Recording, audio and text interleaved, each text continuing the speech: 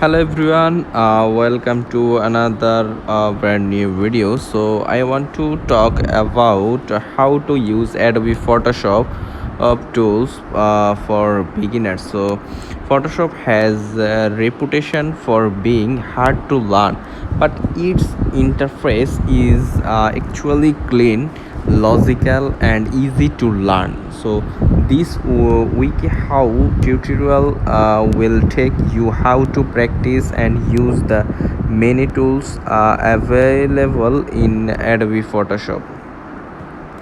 Okay, so number one is launch Photoshop. It has a blue icon that says PS.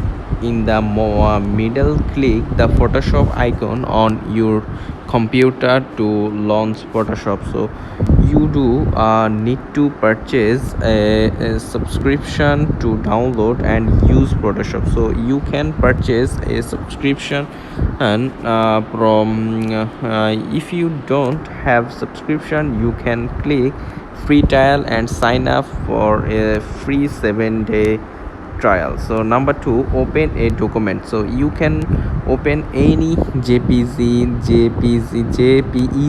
or jpeg, gif, a psd document. Click here to open a sample picture. So you can click open on the title screen and select an image file to open in, or use the following steps to open an image file anytime in Photoshop. So click file, then click open, then select an image file or Photoshop document and then click open.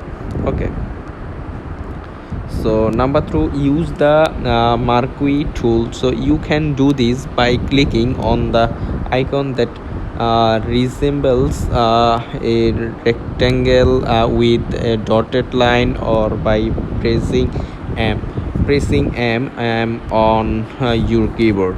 So you must select a section of a photo in order to edit it in Photoshop. The marquee tool allows you to select a rectangular region of a photo. So click and drag to select a section and of an image with the marquee tool. A selected region of an image will have moving dotted line that resembles ants marching around the select region.